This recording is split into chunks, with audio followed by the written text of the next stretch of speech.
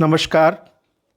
प्राचीन भारतीय इतिहास के व्याख्यान में आज का हमारा विषय है चेंजिंग हिस्टोग्राफी, यानी प्राचीन भारतीय इतिहास लेखन के बदलते हुए परिप्रेक्ष्य। कैसे प्राचीन भारत के इतिहास का रिकॉन्स्ट्रक्शन, पुनर्निर्माण, पुनर्संरचना कैसे पिछले 200 सालों में किया गया और उसमें क्या प्रवृत्तियां अब उभर रही हैं, इसके बारे में हम लोग जानना चाहेंगे। Changing historiography in India, specially ancient India, इसके बारे में आज हम चर्चा करेंगे।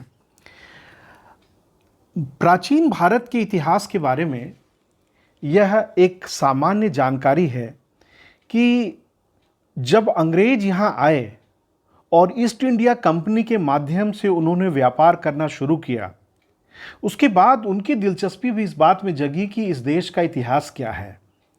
यहाँ के मॉन्यूमेंट्स के बारे में, यहाँ के पुराने चीज़ जो पाए जाते थे उसके बारे में काफ़ी रुचि जगी।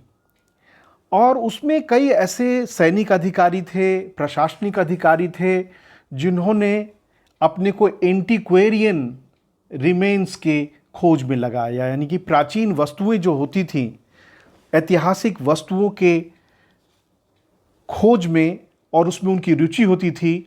ये कॉलोनियल हिस्ट्री में हर जगह देखा जाता है। जब वो ईरान या इराक या मिस्र जहाँ भी गए, प्राचीन वस्तुओं को खोजना और उसे यूरोपीय बाज़ार में बेचना या वहाँ तक पहुँचाना, इसमें काफ़ी लोग रुचि लेते थे।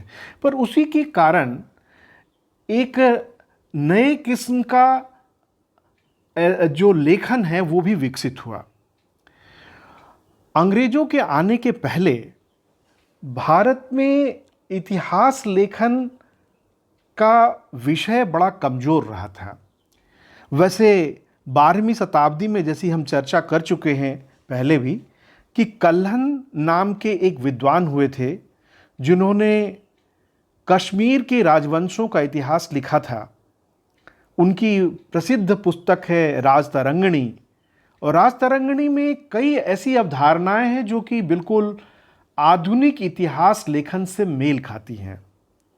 जैसे यह कहना कि इतिहासकार को निरपेक्ष होना चाहिए, इतिहासकार को तथ्यों के प्रति सतर्क होना चाहिए और उसे बार बार कई जगहों से जांचना चाहिए। ऐसी बातें जो कि मध्ययुगीन यूरोप में कहीं सुनने को नहीं मिलती हैं, वह भी कल्हन में था। लेकिन कल्हन की परंपरा बहुत आगे बढ़ नहीं पाई, और इसलिए जब ईस्ट इंडिया कंपनी के अधिकारियों ने भारत के इतिहास पर सामग्री खोजनी चाहिए तो उनको कुछ हाथ नहीं लगा। इसके मुकाबले मध्ययुगीन भारत के बारे में कई चीज़ें थी उनके पास, क्योंकि मध्ययुगीन भारत में दरबारी इतिहासकारों का एक चलन था। आपने बर्नी का नाम सुना होगा। उनके यहाँ राजाओं के जो एक ज़्यादा व्यवस्थित जीवनी लेखन की व्यवस्था थी, मुग़ल साम्राज्य के सभी राजाओं की जीवनियाँ मिलती हैं, लेकिन यह व्यवस्था भारत में, प्राचीन भारत में उस प्रकार सजग दिखाई नहीं देती है। और इसीलिए पुराणों में जो राजाओं की सूची दी गई है उनको भी पूरे तरीके से उपयोग नहीं किया गया था। भारत में जब अंग्रेजी राज धीरे धीरे बढ़ने लगा, ईस्ट इंडिया कंपनी ने अपना शासन स्थापित किया, उसी समय में करीब करीब यूरोप में भी इतिहास लेखन का विकास हो रहा था। और इतिहास लेखन में खासकर नीबर और रांके, ये दो विद्वानों का नाम लिया जा सकता है जिन्होंने इतिहास को एक विषय के रूप में पश्चिमी दुनिया में, यूरोप की दुनिया में स्थापित करने का काम किया था। जो सोर्स बेस्ड हिस्ट्री की शुरुआत की। सोर्स बेस्ड हिस्ट्री यानी कि इतिहास लिखने के लिए स्रोत सामग्री का उपयोग करना और उसके आधार पर कोई बात कहना, ये शुरुआत यूरोप में नीबर और रांके के नेतृत्व में शुरू हुआ। लेकिन भारत में 19वीं शताब्दी की शुरुआत में खासकर जो प्राचीन भारत का समय है, जिसमें कि हिंदू, बौद्ध, जैन धर्मों का विकास हुआ था, वह सभ्यता संस्कृति पनपी थी, उसके बारे में कोई व्यवस्थित इतिहास लेखन नहीं था।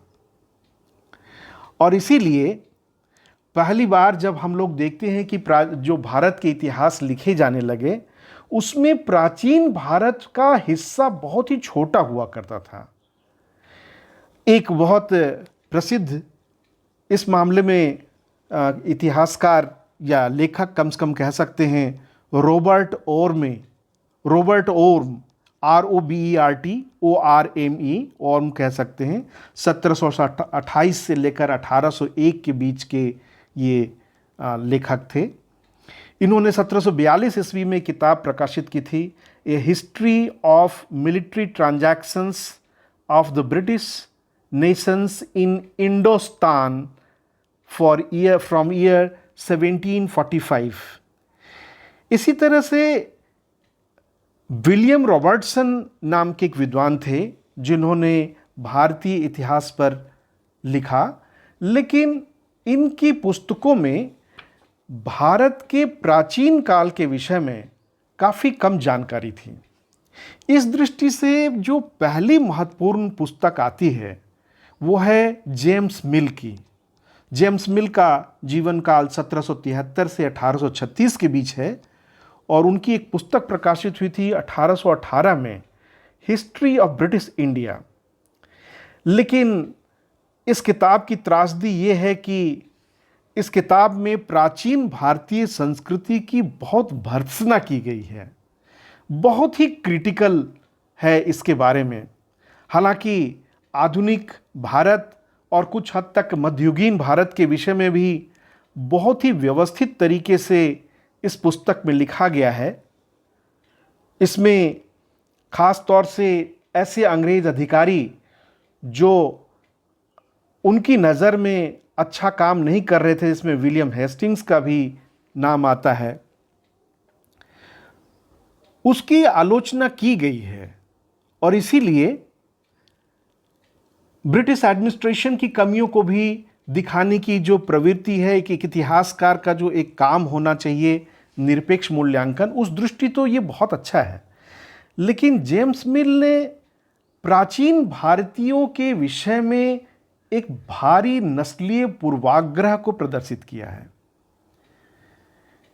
लेकिन इनका एक सबसे बड़ा जो कंट्रीब्यूशन है, सबसे बड़ा इनका जो योगदान माना जाता है, जो कि दुर्भाग्यवश पूरे भारतीय इतिहास के साथ चिपक ही गया, वो है इतिहास को धर्म के आधार पर बांटना।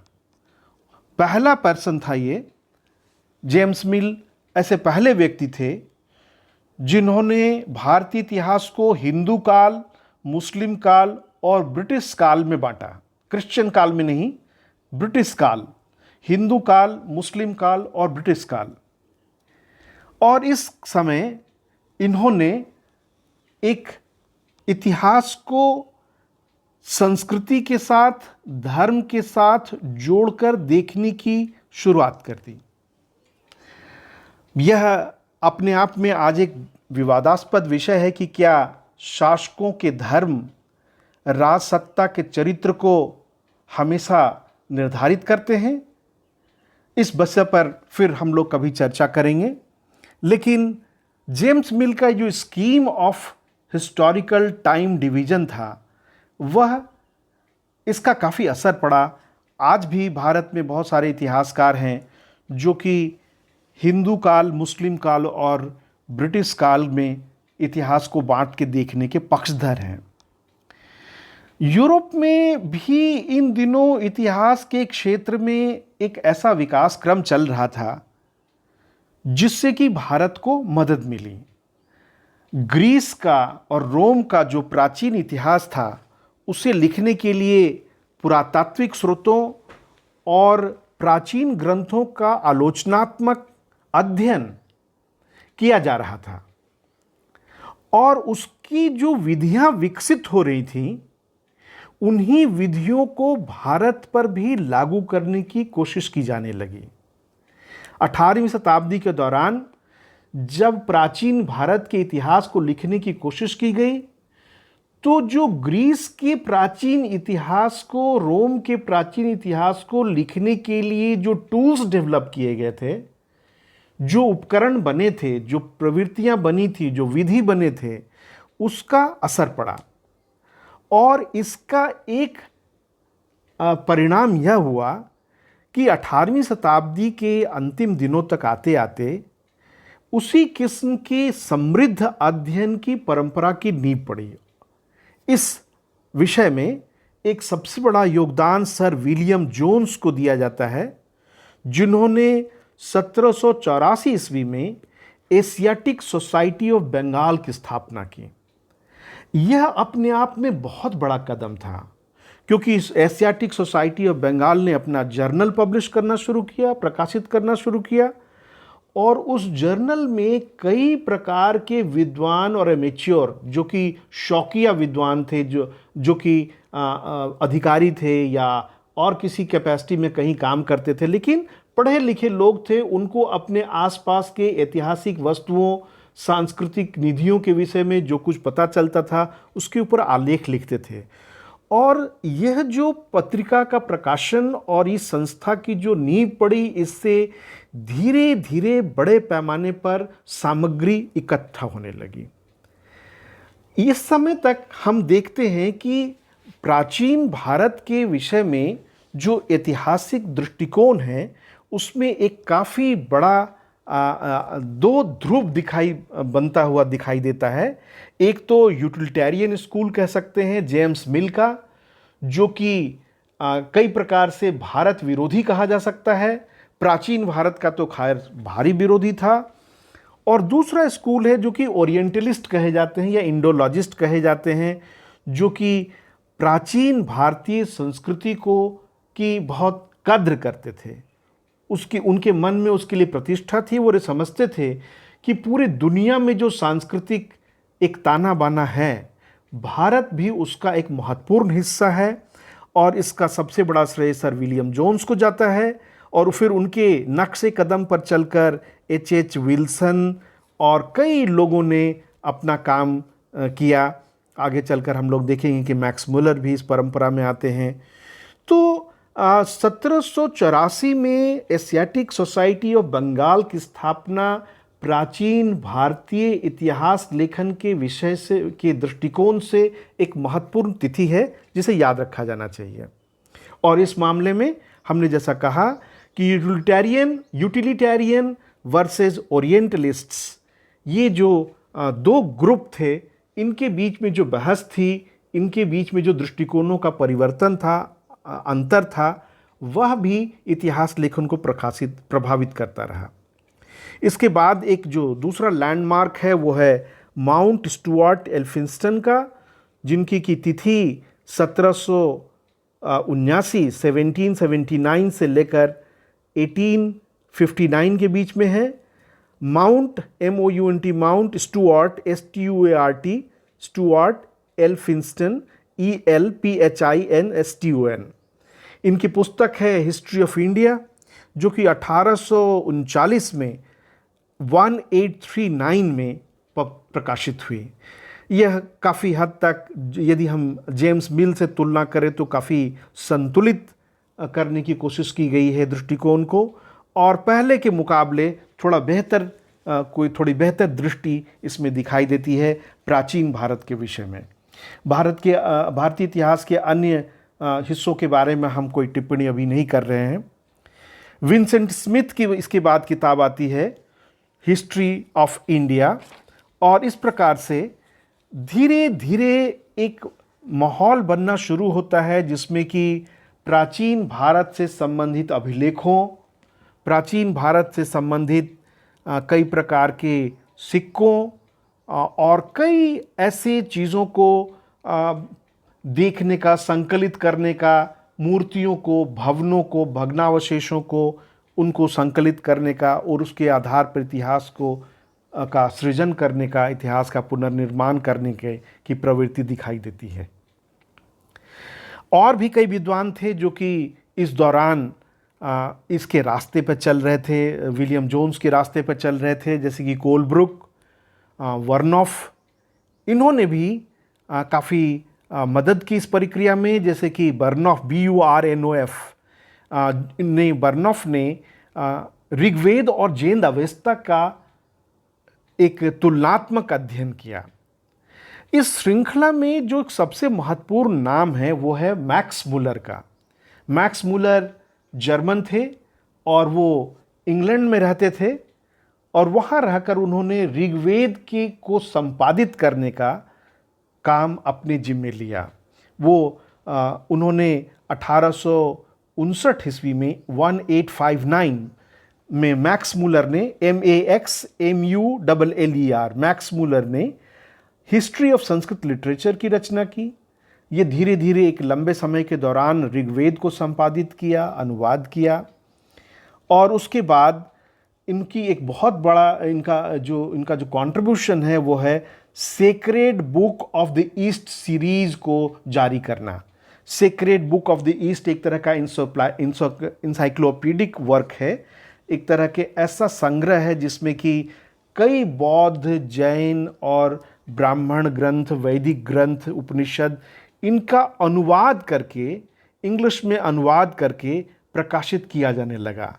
और इस तरह से जो ग्रंथ पहले आम लोगों के लिए या आम विद्वानों के लिए उपलब्ध नहीं थे, वो ग्रंथ भी अब लोगों के पास उपलब्ध होने लगे। इससे प्रेरित होकर धीरे धीरे पाली सोसाइटी, पाली टेक्स्ट सोसाइटी बनी, और कई ऐसे विद्वान सामने आए जिसमें कि फुसबॉल, जैकोबी, ओल्डेनबर्ग, इनका नाम लिया सकता है, FUSBOLL, Jacobi, JACOBI, Oldenberg, OLDENBERG, Oldenberg. इन सब लोगों ने बौद्ध साहित्य के संग्रहण और उनके ऊपर टिप्पणी लिखने, उनके बारे में काफ़ी सारा कंट्रीब्यूशन इन लोगों ने दिया है। आपको पता होगा कि जो पाली लिपि थी जिसमें कि अशोक स्तंभ लिखे गए थे, जो ब्राह्मी लिपि थी और पाली भाषा थी, इसको सबसे पहले पढ़ने का काम जेम्स प्रिंसेप ने किया था। जेम्स प्रिंसेप का जीवन काल है 1799 से 1840, और अपने जीवन के अंतिम दिनों में उन्होंने काफ़ी लंबा काम किया था जो ब्राह्मी लिपि है उसको पढ़ने पर। और श्रीलंका से उन्हें जब एक द्विभाषीय एक टेक्स्ट मिला, एक पाठ मिला, जिसमें कि एक तरफ सिंहला भाषा में और एक तरफ पाली भाषा में लिखा हुआ था, तो दोनों को मिलाकर उनको पढ़ने में मदद मिली। और पहली बार जेम्स प्रिंसेप ने जो एक अतीत में भुलाया जा चुकी लिपि थी, उस लिपि को पुनर्सृजित किया। और एक बार जैसे ही ब्राह्मी को पढ़ा जाने लगा, अशोकन ब्राह्मी को पढ़ा जाने लगा, फिर तो कई सारे अभिलेख पढ़े गए, और उन अभिलेखों से एक नए राजा का पता चला, पियदस्सी अशोक। और उसके बाद पूरा का पूरा भारतीय इतिहास के प्रति दृष्टिकोण बदलता चला गया। इस कड़ी में एक और नाम जो कि बहुत महत्वपूर्ण है वो है अलेक्जेंडर कनिंघम का। अलेक्जेंडर कनिंघम ने आर्कियोलॉजिकल जो सर्वे ऑफ इंडिया है उसकी स्थापना में और उसके विकास में काफ़ी योगदान दिया। तो एक तरह से यदि हम लोग इसको सम अप करें तो अंग्रेज जब भारत में आए उस समय भारत में सांगोपांग इतिहास लिखना या सोर्स बेस्ड हिस्ट्री लिखना, इसका चलन नहीं था। बिल्कुल प्राचीन भारत के विषय में जानकारी जो थी वो भुलाई जा चुकी थी। वह सिर्फ हमारे पास जो पारंपरिक स्मृति थी वह पुराणों के रूप में और अन्य धार्मिक ग्रंथों में जो सूचनाएं दी गई हैं, जो राजाओं की सूची दी गई है, उसी तक सीमित था। लेकिन अंग्रेजों के रुचि लेने के बाद और धीरे धीरे उसमें कई प्रकार के विद्वानों के, यूरोपीय विद्वानों के सहयोग से पुरातात्विक सामग्रियां जमा की गई और ग्रंथों को भी जमा किया गया, उनका अनुवाद किया गया, उनका प्रकाशन किया गया और उस आधार पर कई सारे निष्कर्ष निकाले गए जिसके बारे में हम आगे भी बात करेंगे। तो ये जो फेज़ था, ये फेज क्लियरली कॉलोनियल हिस्टोग्राफी का था, औपनिवेशिक इतिहास का काल था। जेम्स मिल से शुरू होकर और फिर कैम्ब्रिज हिस्टोरियंस, ओरिएंटलिस्ट्स, इसमें जो कई विभिन्न प्रवृत्तियां रही हैं वह इसके एक महत्वपूर्ण कारक थे।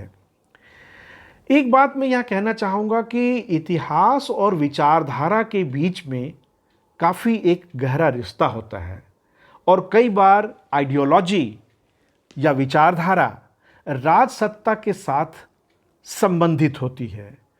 तो जैसे जैसे राज बदलता है और राजनीति बदलती है, इतिहास में भी उस प्रकार का परिवर्तन देखा जाता है।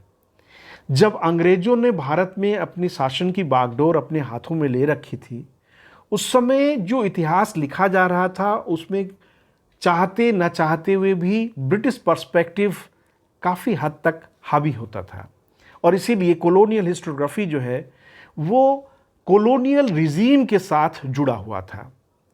जब उपनिवेशिक शासन के खिलाफ प्रतिरोध की शुरुआत हुई और यह माना जाने लगा कि इस प्रतिरोध से एक नया राजनीतिक आंदोलन जन्म ले सकता है या जन्म लेना चाहिए, तो 19वीं शताब्दी के अंतिम दिनों में और 20वीं शताब्दी के आरंभिक दिनों में इतिहास में एक भिन्न स्वर उभरना शुरू किया और यह भिन्न स्वर राष्ट्रवादी इतिहासकारों का था। अंग्रेजों के साथ रहकर समझते हुए, पढ़ते हुए, उनके असिस्टेंट के रूप में काम करते हुए धीरे धीरे कई भारतीय विद्वानों ने भी इस बात की आवश्यकता को समझा कि हम अपने राष्ट्र के इतिहास को बिना तकनीकी दृष्टि से समृद्ध किए हुए नहीं बना सकते हैं और इसीलिए एक एक कर कई नए विद्वान आते चले गए 19वीं शताब्दी के अंतिम दिनों में और 20वीं शताब्दी के आरंभिक दिनों में, जिसमें कि आरजी भंडारकर का नाम बहुत ही प्रसिद्ध है। आरजी भंडारकर और आरसी दत्त ये पहले पीढ़ी के ऐसे इतिहासकार थे जिन्होंने कि प्राचीन और आधुनिक भारत का इतिहास लिखने में बहुत बड़ी भूमिका अदा की। इसी प्रकार हम जदुनाथ सरकार का नाम ले सकते हैं। जदुनाथ सरकार ने औरंगजेब और शिवाजी और मध्य युग के कई विषयों पर उन्होंने बहुत बड़ा काम किया है। जदुनाथ सरकार को सर की उपाधि अंग्रेज़ों ने भी दी क्योंकि उनकी मेथोडोलॉजी, उनका काम का तरीका बहुत ही उम्दा था।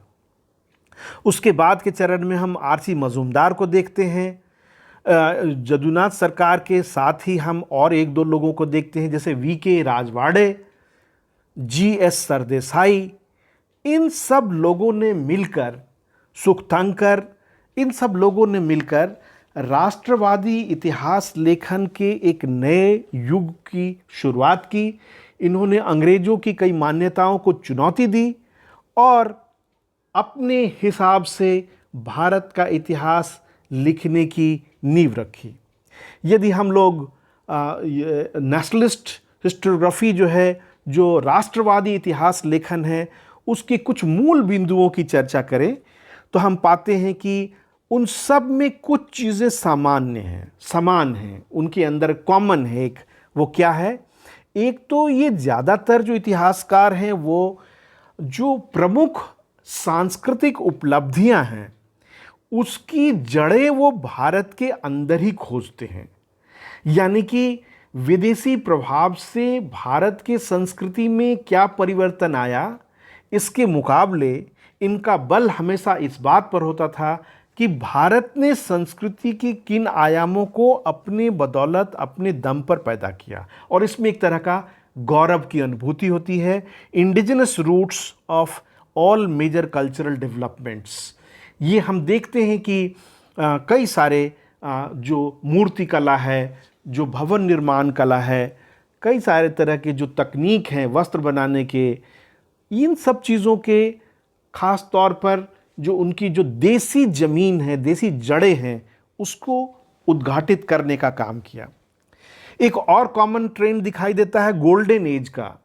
इन सब में एक ये प्रवृत्ति है कि वो गुप्त काल का, खासकर समुद्रगुप्त को या अन्य किसी काल को भारत का स्वर्ण युग मानते हैं और इसलिए इनका स्वर्ण युग अतीत में, बहुत ही सुदूर अतीत में था। ये एक प्रकार से दिखाते थे कि भारत जो आदर्श स्थिति में था वो तब था जबकि यहाँ पर हिंदू राजा हुआ करते थे, वैदिक प्रणाली के हिसाब से चीज़ें चला करती थीं। और इसी में रिपब्लिक्स के बारे में भी हमें सूचना मिलती है। कई विद्वानों ने जो गैर राजतंत्रीय राज्य थे, नॉन मोनार्किकल स्टेट्स थे, उनको रिपब्लिक्स की संज्ञा दी, गणराज्यों की संज्ञा दी और इस तरह से दिखाया कि जैसे आज ब्रिटिश पार्लियामेंट फंक्शन करता है, इसी तरह प्राचीन भारत में भी राजनीतिक व्यवस्था थी और उसको काफ़ी बढ़ा चढ़ा कर पेश किया और इससे गौरव की अनुभूति होती थी। यह भी है कि इन सब का भारत के स्वतंत्रता संग्राम पर भी असर पड़ता था। तो उस समय का इतिहास लेखन इस विचारधारा से प्रभावित था कि भारत को यदि आज़ाद होना है तो इसे अपने संस्कृति में गौरव भी लेना पड़ेगा और इसीलिए इतिहास और विचारधारा के बीच जो निकटवर्ती संबंध होता है उसको हम फिर यहाँ पुष्ट होता हुआ देखते हैं। लेकिन उसके साथ साथ कुछ अन्य प्रवृत्तियाँ भी आईं, जैसे कि कम्युनल पीरियडाइजेशन, यानी कि धर्म के आधार पर काल विभाजन की जो जड़ मिल्स ने, जॉन जेम्स मिल ने जो रखी थी, वह एक तरह से इन लोगों ने स्वीकार किया और इसलिए मुस्लिम काल के मुकाबले हिंदू काल पर ज़्यादा गौरव महसूस करना, ब्रिटिश काल के बारे में थोड़ी सी चुप्पी रखना और जो हिंदू जो पास्ट है उसको वैलराइज करना, उसको बढ़ा चढ़ा करके पेश करना और उसी तरह उसके मुकाबले मुस्लिम काल की भर्त्सना करना, यह एक कॉमन ट्रेंड नेशनलिस्ट हिस्टोग्राफी का देखा जाता है। लेकिन इस बात में कोई संदेह नहीं है कि भारत की स्वतंत्रता संग्राम में कई हिस्सों की तरह इतिहासकारों का जो राष्ट्रवादी हिस्सा है उसका बहुत बड़ा योगदान है। इसने भारत के लोगों में यह आत्मविश्वास भरा कि अंग्रेज़ों से भी अधिक विकसित संस्कृति भारत की हुआ करती थी और उसे हम फिर से प्राप्त कर सकते हैं यदि अंग्रेज़ों को यहाँ से हटाया जाए, भगा दिया जाए, तो उसके आधार पर भारत फिर से एक बार महान राष्ट्र बन सकता है। और यह बात कोई गलत साबित नहीं हुई। अंग्रेज़ों के जाने के बाद भारत लगातार तरक्की कर रहा है और दुनिया के देशों में अपना स्थान मजबूत बनाता जा रहा है। हम लोग ये देखते हैं कि इस नेशनलिस्ट हिस्टोग्राफी या राष्ट्रवादी इतिहास लेखन ने एपिग्राफी के फील्ड में, यानी कि अभिलेख का जो अध्ययन होता है, अभिलेख शास्त्र, उसके अध्ययन के विषय में, न्यूमिस्मैटिक्स के फील्ड में यानी कि मुद्रा शास्त्र के क्षेत्र में, आर्कियोलॉजी के क्षेत्र में, पुरातत्व विज्ञान के क्षेत्र में, इन सब क्षेत्रों में बहुत ही तरक्की की। धीरे धीरे अपनी पकड़, जो स्कल्पचर्स है उसकी स्टडी, एपिग्राफी की स्टडी, जो अभिलेखों का अध्ययन, मुद्रा का अध्ययन, स्मारकों का अध्ययन, यह सब होता गया और इसमें आर्कियोलॉजिकल सर्वे ऑफ इंडिया का जो विकास हुआ वह भी अपने आप में महत्वपूर्ण है। एक संस्था के रूप में आर्कियोलॉजिकल सर्वे ऑफ इंडिया ने इस पूरे काम को एक बड़ी दिशा दी। कई बड़े बड़े विद्वान राष्ट्रवादी इतिहासकारों के श्रेणी में गिने जा सकते हैं। A.S. अल्टेकर का नाम लिया जा सकता है। बहुत सारे लोग आते हैं जिनकी हम चर्चा समय समय पर और भी आगे करेंगे, जिन्होंने भारत के, प्राचीन भारत के इतिहास को, इसके व्यापार, इसकी संस्कृति, इसकी अर्थव्यवस्था, इसके बारे में और ख़ास तौर से सांस्कृतिक गतिविधियों के बारे में काफ़ी बड़ा कॉर्पस ऑफ लिटरेचर तैयार किया। 1950 के दशक तक आते आते धीरे धीरे जब भारत एक बार आज़ाद हो गया तो प्राचीन भारतीय इतिहास लेखन में फिर एक नया स्वर उभरा और वो नया स्वर था मार्क्सवादियों का। आप जानते हैं कि 1917 में रूस में एक क्रांति हुई थी और उस क्रांति के बाद तथाकथित समाजवादी शासन या साम्यवादी शासन लागू किया गया। वहाँ पर लेनिन के नेतृत्व में एक मज़दूरों की सरकार बनी और इसका असर पूरे दुनिया के बुद्धिजीवियों पर हुआ। इसका असर सिर्फ यूरोप में नहीं बल्कि भारत तक भी पहुंचा, और भारत में भी कई युवा विद्वान थे जिन्होंने मार्क्सवादी जो समझ थी दुनिया की, उसके अनुसार इतिहास को व्यवस्थित करने के लिए काम करना शुरू किया।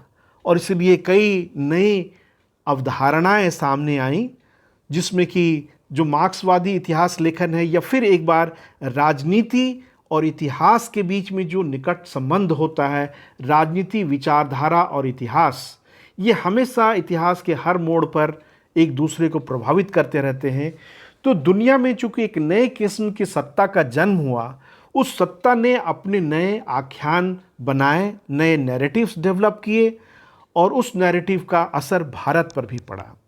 तो जो राष्ट्रवादी इतिहास अभी तक एक डोमिनेंट थीम बन चुका था, वो धीरे धीरे किनारे पड़ने लगा, और अब नए सवालों को उठाए जाने लगा। अब mode of production, tension and conflict, जो क्लास कॉन्फ्लिक्ट है उसके बारे में, आम लोगों के जीवन शैली के बारे में, इन चीज़ों के बारे में धीरे धीरे लोगों का रिसर्च, जो मार्क्सवादी विद्वान थे उनका रिसर्च सामने आने लगा।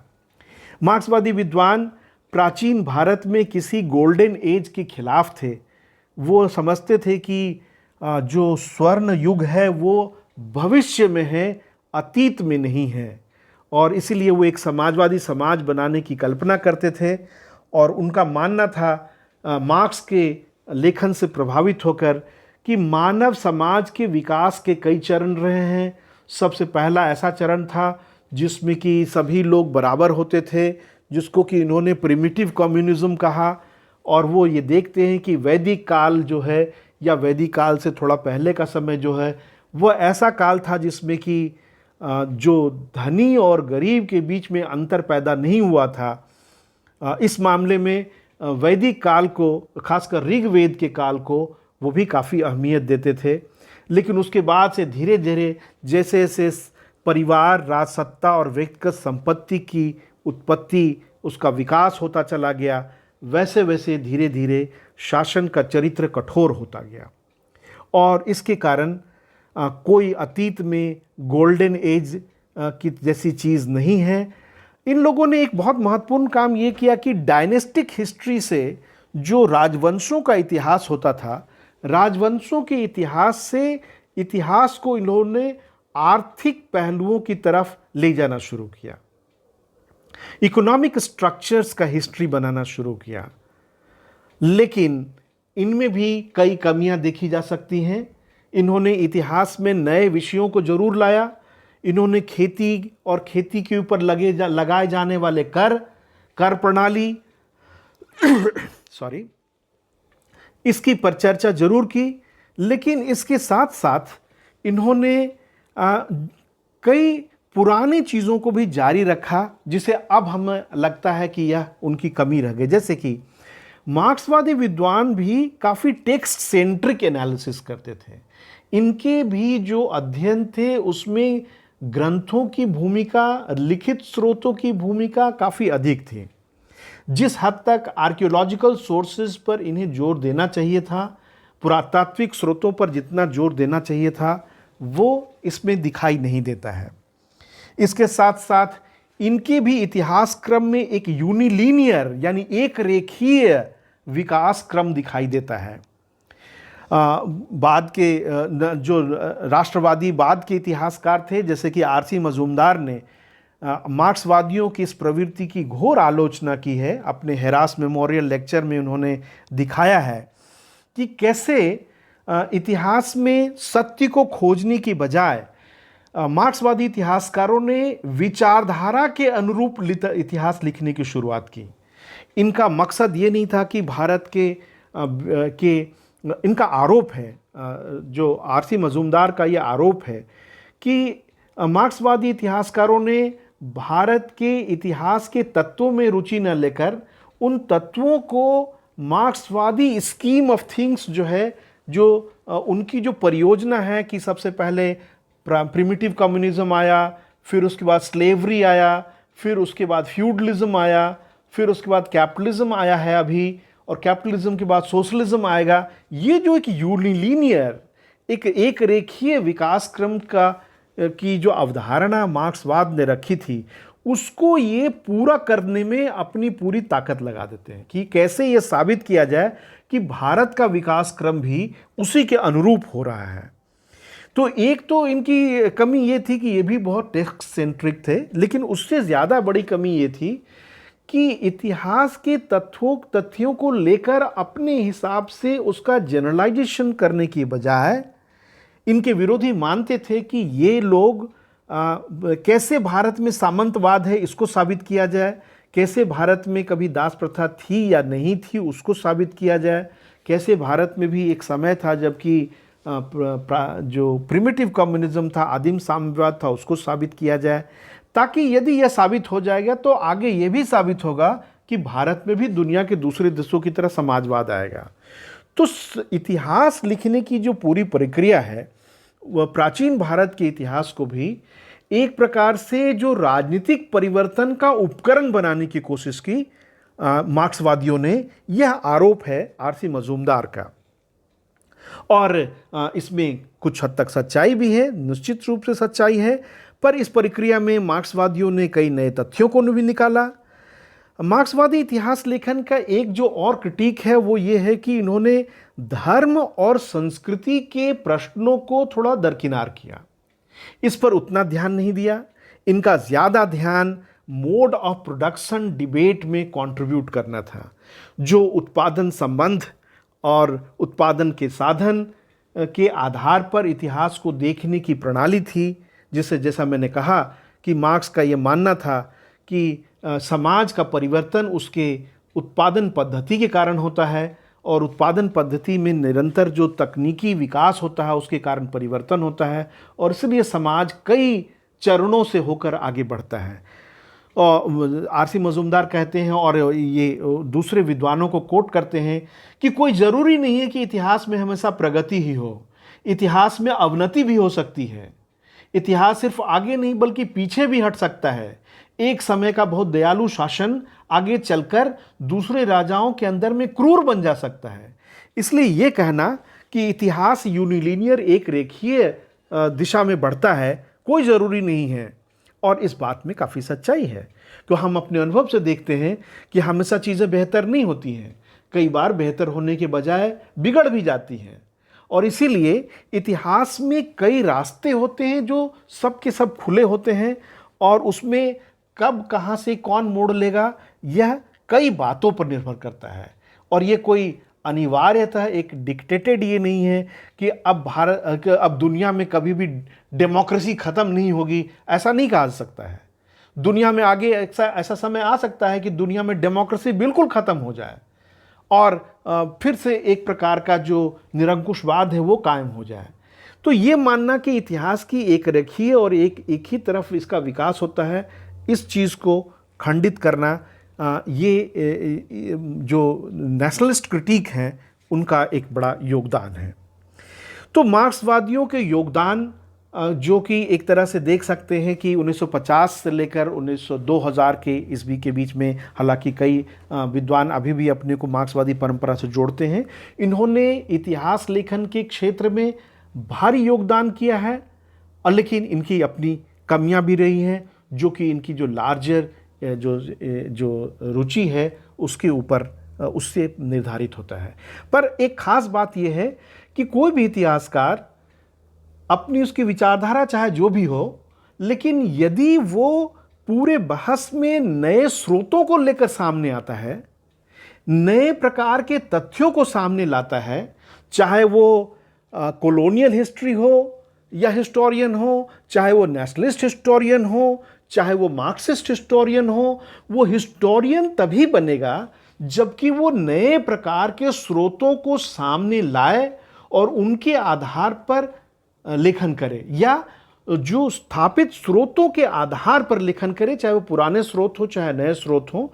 और इतिहासकार होने की जो सबसे बड़ी शर्त ये है कि वो अपने मन से, अपनी कल्पना से चीज़ों को ना लिखे, वह जो भी कहता है उसके लिए, उसको सत्यापित करने के लिए अपने तथ्यों को प्रस्तुत करें।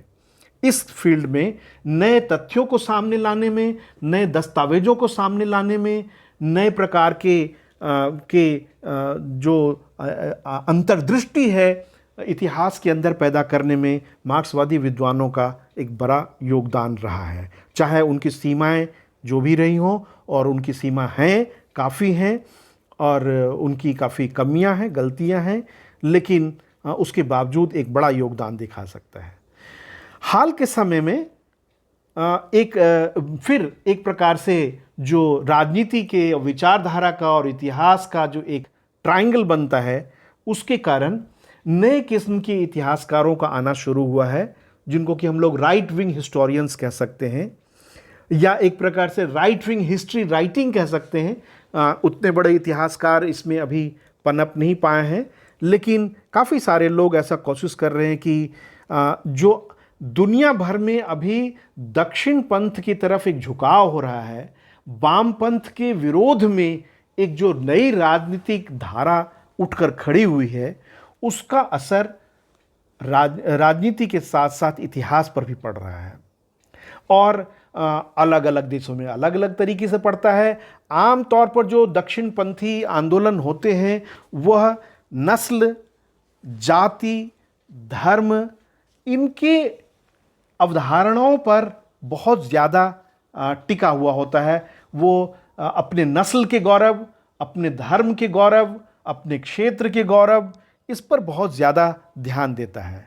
और भारत में भी इसका असर जो प्राचीन भारतीय इतिहास के क्षेत्र में पड़ रहा है, उसके अनुसार ऐसा लगता है कि ज़्यादातर जो राइट विंग हिस्टोरियन हैं, जो दक्षिणपंथी इतिहास लेखन हैं, उसमें कुछ प्रवृत्तियां देखी जा सकती हैं। जैसे नंबर 1, सभी प्राचीन ग्रंथों के तिथियों को ज़्यादा से ज़्यादा पीछे ले जाना। जैसे ये कहना कि ऋग्वेद जो है वो 1500 बीसी का नहीं है, दरअसल ये 10,000 बीसी का है या 8,000 बीसी का है। यह एक कॉमन ट्रेट है। सभी ग्रंथों को की तिथियों को पीछे, जितना पीछे धकेला जा सकता है उतना पीछे धकेलना, और उनका एक जो कॉमन अंडरस्टैंडिंग है कि जब दुनिया के लोग असभ्य थे, जब उनके यहाँ सभ्यता का विकास नहीं हुआ था, उस समय भारत ही एकमात्र सभ्य देश था। यानी कि सभ्यता भारत की देन है दुनिया को, और बाकी सारे लोगों को इसके प्रति आभार व्यक्त करना चाहिए। ये मानना चाहिए कि यदि दुनिया आज सभ्य बनी है तो भारत के कारण सभ्य बनी है। हर एक संस्कृति को, एक इनकी दूसरी बात यह है कि संस्कृति के सभी पहलुओं को ये भारत में ही उदित मानते हैं। ये मानते हैं कि सांस्कृतिक जो विकास क्रम है उसकी जड़ें इंडिजिनस हैं, देसी हैं। यही सभी प्रकार के संस्कृतियों को पैदा होते हुए ये देखते हैं। इनके भी जो नेशनलिस्ट हिस्टोरियोग्राफी थी उसकी कुछ चीज़ें राइट विंग हिस्ट्री में अब और मुखर होकर के आ रही हैं। जैसे कि प्राचीन हिंदू काल जो था उसके ऊपर ज़्यादा से ज़्यादा गौरव करना, और विक्टिमहुड का जो हिस्ट्री है कि शहादत कुंठा जिसको कहते हैं कि हम तो इतने महान थे, लेकिन हमारे ऊपर आक्रमण हुआ, हमें नष्ट किया गया, और उसके कारण हमारी आज यह पतित स्थिति हो गई है। इसको लेकर के भावना जगाना और एक बदले की भावना से लोगों को भरना, यह एक चीज़ देखी जा सकती है। जो तीसरी चीज़ है कि वो भारत के इतिहास को एक सोलो हिस्ट्री के रूप में देखते हैं। सोलो हिस्ट्री के रूप में देखते हैं कि एक तरह से आइसोलेटेड हिस्ट्री के रूप में देखते हैं। वो इसे अंतर्राष्ट्रीय इतिहास के अंग के रूप में नहीं देखते हैं। भारत के इतिहास को अंतर्राष्ट्रीय इतिहास के अंग के रूप में नहीं देखते हैं। और इसीलिए जो दूसरे संस्कृतियों की बड़ी बड़ी उपलब्धियां हैं, जैसे कि मिस्र में पिरामिड का बनना, या मेसोपोटामिया का विकास, या जो फारसी संस्कृति का जो विकास हुआ था ईरान में, या ग्रीक और रोमन संस्कृतियों की जो बहुत सारी उपलब्धियां हैं, उनसे ये अपने को थोड़ा सा अलग रखते हैं। और उससे किस प्रकार का इंटरेक्शन हुआ था उससे भी बचते हैं, या कई बार हमने उनसे क्या सीखा है इसको हमेशा दबाने की कोशिश की जाती है, हमेशा इस बात की कोशिश की जाती है कि हमने उनको क्या दिया। पर यह एक अभी पूरी दुनिया में यह प्रवृत्ति काम कर रही है, ये वर्ल्ड वाइड ट्रेंड है। राइट विंग का विकास, दक्षिणपंथी विचारधारा का विकास एक वैश्विक परिघटना है, और इस परिघटना के अनुसार अपने संस्कृति के ऊपर अतिशयोक्तिपूर्ण गौरव करना और उसे दुनिया में सबसे विशिष्ट मानना, सबसे अधिक विकसित मानना, और जितना हो सके सभी उपलब्धियों का श्रेय लेना, यह एक दक्षिणपंथी इतिहास लेखन की विशिष्टता कही जा सकती है। लेकिन इस प्रवृत्ति से भी यदि वो एक नए स्रोत को लाते हैं, स्रोतों की पुनर्व्याख्या करते हैं, स्रोतों के आधार पर नए विषयों का इतिहास लिखते हैं, तो ये इतिहास लेखन के क्षेत्र में एक बड़ा योगदान कहा जाएगा, और आगे आने वाली पीढ़ियां फिर इसका अपने तरीके से मूल्यांकन करेंगे। अब हम आते हैं आखिरी में कि अब नए क्या ट्रेंड्स डेवलप कर रहे हैं। यह जो विचारधारा से संबंधित इतिहास लिखा जा रहा है, जो अभी तक लिखा गया है, यानी कि उपनिवेशवादी इतिहासकार, राष्ट्रवादी इतिहासकार, मार्क्सवादी इतिहासकार, और उसके बाद अभी दक्षिणपंथी इतिहास, ये जो 4 विचारधारात्मक इतिहासों के चरण रहे हैं, उससे थोड़ा सा निकल करके नए किस्म के वाद भी अब आ रहे हैं।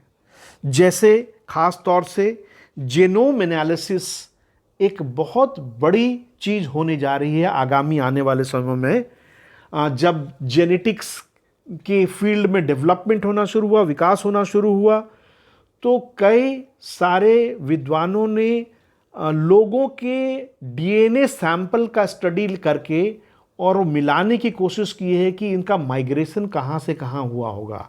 जैसे मान लीजिए कि राखी गढ़ी में जो एक मिला डीएनए सैंपल मिला, एक जो शवाधान केंद्र से कुछ डीएनए सैंपल कलेक्ट किए गए और ये देखने की शुरुआत की गई। राखी गढ़ी जो कि हरियाणा में है और सिंधु घाटी सभ्यता से संबंधित एक साइट है, एक स्थान है।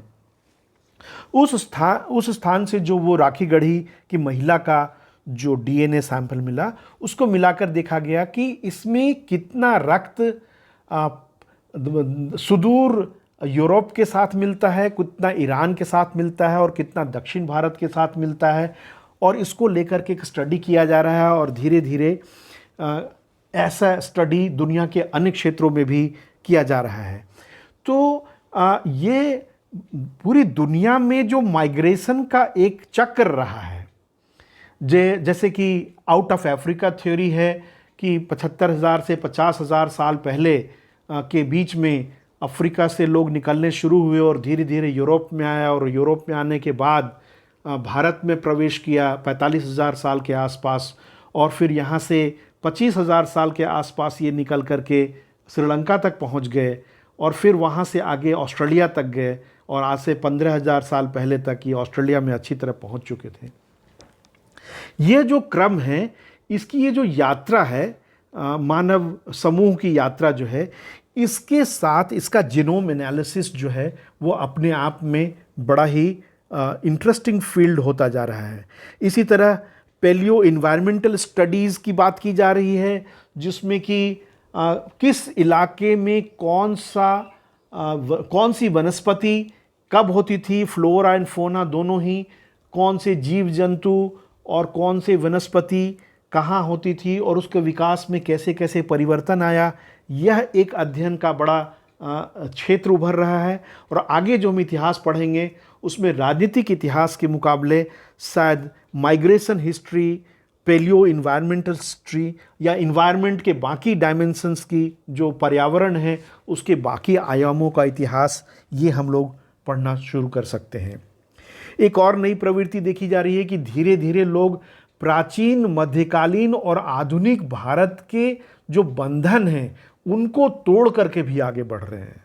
और ऐसा लग रहा है कि एक विषय को लेकर लॉन्गे ड्यूरी जो कहा जाता है, जो एनाल स्कूल का एक प्रसिद्ध सिद्धांत है कि लंबे अवधि का एक इतिहास लिखा जाना चाहिए। तो एक किसी मुद्दे को लिया और उसको प्राचीन भारत से लेकर मध्यकालीन भारत होते हुए आधुनिक भारत तक उसके विकास क्रम को देखना, यह इतिहास लेखन के क्षेत्र में एक नई उभरती हुई प्रवृत्ति है। एक और चौथी बात है कास्ट और ट्राइब्स की हिस्ट्री लिखना। जो जनजातीय पॉपुलेशन है, जनजातीय आबादी है, जनजातियों का, ट्राइब का, उन्होंने कभी अपना इतिहास सहेज कर नहीं रखा। और इस तरह से जो निचली जातियां हैं तथाकथित, और जो आदिवासी, जो वनवासी, जो जंगलों में रहते हैं कबीले, या जो जनजातियां रहती हैं, उन जनजातियों का जो हिस्टोरिकल साइलेंस है, जो ऐतिहासिक मौन है, इतिहास के पन्नों में उनकी जो अनुपस्थिति है, उसको भरना एक नया फील्ड बन के उभर के आ रहा है। यह जानना इसलिए भी ज़रूरी है कि आप में से जो लोग आगे इतिहास और पढ़ना चाहते हैं या इतिहास में अपनी रुचि को बढ़ाना चाहते हैं, उनके लिए एक प्रकार का ये इंडिकेशन है कि आगे क्या काम का जो क्षेत्र है वो किन दिशा में बढ़ रहा है आगे। इसके बाद एक और प्रवृत्ति है, वो है जिन क्षेत्रों या उपक्षेत्रों का इतिहास अभी तक नहीं लिखा गया है, उनका इतिहास लिखना। मसलन हम उत्तर पूर्व को ले सकते हैं। उत्तर पूर्व जो कि नॉर्थ ईस्ट भारत जो है, आसाम और उसके ऊपर का इलाका, इसका इतिहास खासकर कई जो जनजातीय क्षेत्र हैं, उनका इतिहास, व्यवस्थित इतिहास, विस्तृत इतिहास अभी तक नहीं लिखा गया है। तो वो एक रीजन और सब रीजन का इतिहास भी एक नई चीज़ बन कर के सामने आ रही है। एक और चीज़ है जो कि सबकॉन्टिनेंटल हिस्ट्री का इतिहास, इसको भी कई लोगों ने आर्ग्यू किया है कि खासकर प्राचीन भारत के संदर्भ में, प्राचीन भारत में कहाँ पाकिस्तान था और कहाँ नेपाल और कहाँ बांग्लादेश, ये अलग अलग बटे हुए नहीं थे। ये पूरा का पूरा एक लोकेशन है, पूरा का पूरा दक्षिण एशिया जो है वो एक सांस्कृतिक एक इकाई है जिसमें कि विविधताएं हैं। लेकिन अभी हम लोग जब उसको बांट बांट कर छोटे छोटे हिस्सों में देखते हैं, तो एक तरफ तो हमें छोटे क्षेत्रों का इतिहास, उप क्षेत्रों का इतिहास लिखता हुआ दिखाई देता है।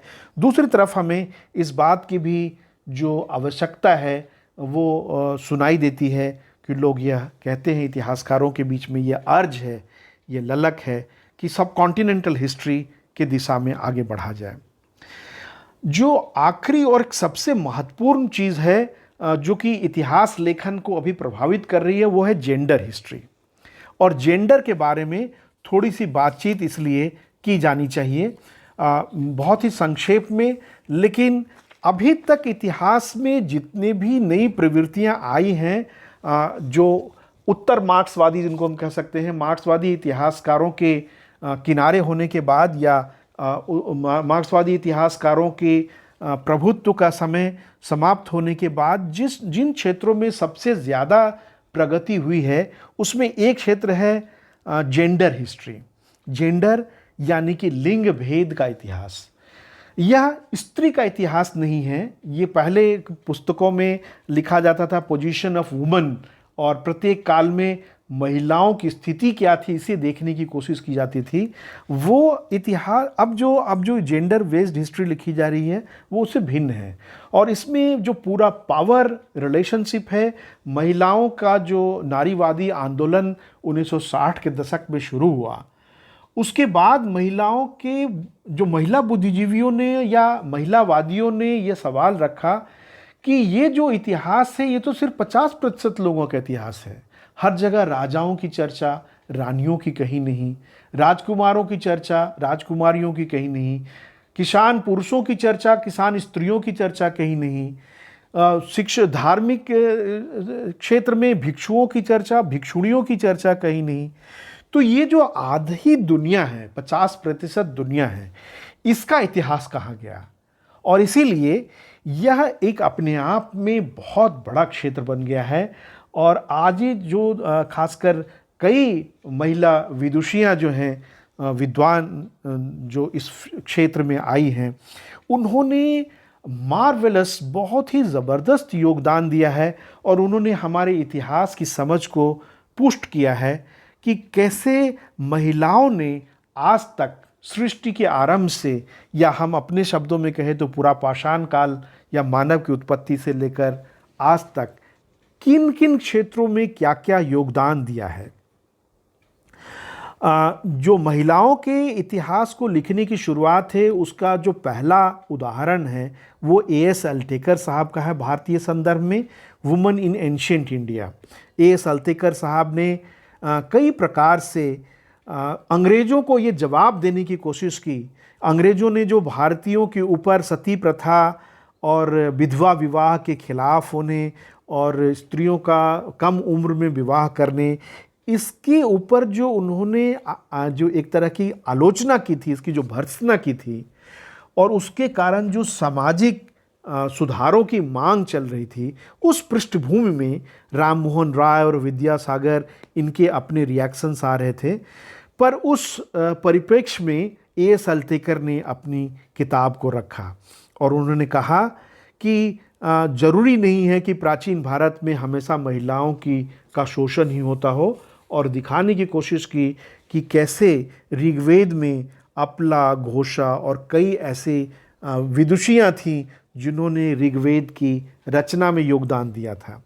हालांकि अब उसके कई क्रिटिक भी आए हैं, क्योंकि जो 1000 से ज़्यादा ऋचाएँ हैं, उसमें से मात्र 10 या 15 ऋचाएँ ही ऐसी हैं जो कि महिलाओं का, विदुषियों का लिखा हुआ है। लेकिन फिर भी एक बड़ी बात थी जिसको कि एक दूसरे दृष्टिकोण से रखा गया, और इस पूरे इसमें 2-3 सवाल उभर करके आए। एक तो महिलाओं के विरुद्ध हिंसा का प्रश्न, वायलेंस अगेंस्ट वुमेन। दूसरा, संपत्ति विषयक अधिकार, महिलाओं का संपत्ति विषयक अधिकार। और तीसरा, महिलाओं को विद्या प्राप्त करने का अधिकार, ज्ञान प्राप्त करने का अधिकार। ये 3 मुद्दे बहुत प्रमुखता से उभरे और जो अभी भी बहस में बने हुए हैं। हम बहुत विस्तार से तो चर्चा नहीं कर पाएंगे, लेकिन हम इतना ज़रूर बताना चाहेंगे कि इसके रिस्पॉन्स में जो position of women in ancient India या position of women in Hindu civilisation, जो A.S. अल्टेकर की पुस्तक है, उसको लेकर के वुमेन क्वेश्चन को काफ़ी आगे बढ़ाने में मदद मिली। और कई उदाहरणों के बावजूद ये अब जो नया इतिहास लेखन है उसमें इसको चुनौती दी गई है। इसके बाद हॉर्नर ने भी एक बड़ा काम किया था। हॉर्नर ने जो थेरी गाथा और जो बौद्ध स्त्रियां जो भिक्षुणी होती थी उनके बारे में एक काउंटर व्यू रखा, थेरी गाथा। आधुनिक काल में जो प्राचीन भारत के संदर्भ में मैं 1-2 नाम ज़रूर लेना चाहूँगा, खासकर उमा चक्रवर्ती का, जिन्होंने कि पूरे अल्टेकर का जो पैराडाइम था, अल्टेकर का जो पूरा मॉडल था, उसको चुनौती दी और उसके ऊपर सवाल खड़ा किया और महिलाओं के प्रश्न को जाति और वर्ग के संदर्भ में भी रखा।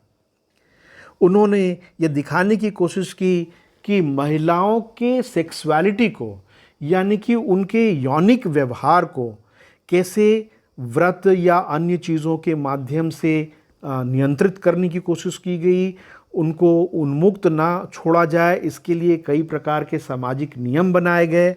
इन चीज़ों की चर्चा को इन्होंने केंद्र में लाया है। जो प्री हिस्टोरिक पूरा पाषाणकालीन जो प्रागैतिहासिक काल है, वहाँ से लेकर अभी तक जो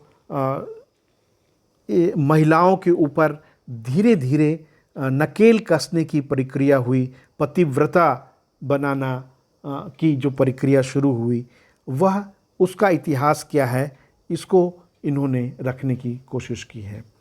स्त्री धन की चर्चा की गई है और इस प्रकार देवदासियों की चर्चा की गई है। कई ऐसे जो विदुषियाँ हैं, इतिहासकार हैं, महिला इतिहासकार हैं, जिन्होंने प्रोस्टिट्यूशन के क्वेश्चन को, मैरिज के क्वेश्चन को भी उठाया है। ऐसा नहीं है कि जेंडर से रिलेटेड, लिंग भेद से संबंधित सारे काम सिर्फ महिलाओं ने किए हैं। कई पुरुष इतिहासकारों ने भी इस क्षेत्र में काफ़ी योगदान दिया है, जिसमें एक सर दमन सिंह का नाम जरूर लिया जाना चाहिए, जिन्होंने प्राचीन भारत में विवाह संस्थाओं के बारे में एक बहुत विचारोत्तेजक पुस्तक लिखी और इस सवाल को केंद्र में लाया है। तो आज मैं अब बस यहीं समाप्त करता हूँ, क्योंकि ये एक बड़ा विषय है जिसमें कि इतिहासकारों ने कैसे लिंग भेद की समस्याओं को इतिहास लेखन का नया प्रश्न बनाया है। ये एक बड़ा मुद्दा है, इसके ऊपर फिर कभी हम लोग चर्चा करेंगे।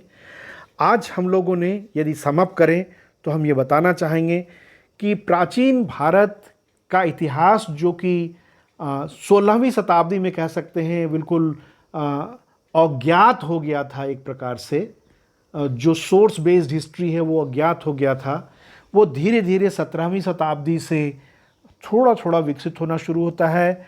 कॉलोनियल हिस्टोग्राफी या औपनिवेशिक इतिहासकारों ने, औपनिवेशिक विद्वानों ने अपने एंटिक्वेरियन रिमेन्स के प्रति जो उनका लगाव था, प्राचीन वस्तुओं के प्रति जो उनका लगाव था, उस माध्यम से विकसित हुआ और धीरे धीरे उन्होंने कई किताबें प्रस्तुत की। राजाओं के इतिहास, उनके कालक्रम, राजवंशों के इतिहास, उनके कालक्रम को व्यवस्थित किया। इसके बाद धीरे धीरे हमें राष्ट्रवादी इतिहासकारों का विकास दिखाई देता है, जिन्होंने कि अपने प्राचीन इतिहास में गौरव लेने का पर्याप्त कारण प्रस्तुत किया और एक प्रकार से राष्ट्रीय आंदोलन को, स्वतंत्रता आंदोलन को अपना समर्थन दिया। इसने भारतीय जनता का मनोबल बढ़ाया और उनको ये ताकत दी कि कैसे अंग्रेज़ों से भी हम लड़ सकते हैं और एक ज़माने में हम अंग्रेज़ों से बेहतर थे, अब फिर हो सकते हैं। इसके बाद मार्क्सवादी इतिहासकारों का एक चरण आता है, जिसमें कि उन्होंने दबे कुचले शोषित जनता के इतिहास को कुछ बढ़ाने की कोशिश की। अपनी तमाम कमियों के बावजूद आर्थिक इतिहास के दायरे को बहुत विस्तृत किया और उसके बाद हम देख रहे हैं कि 1980 के दशक के बाद धीरे धीरे कई नए क्षेत्रों में इतिहास लेखन का विकास हो रहा है और जो हाल का समय है उसमें जेनोम एनालिसिस, इन्वायरमेंटल स्टडीज़ जो और जेंडर स्टडीज़, कास्ट हिस्ट्रीज़, ये सब कुछ नई प्रवृत्तियां हैं जो कि पनप रही हैं और आगे देखना होगा कि आगे का प्राचीन भारतीय इतिहास लेखन किस दिशा में जाता है। धन्यवाद।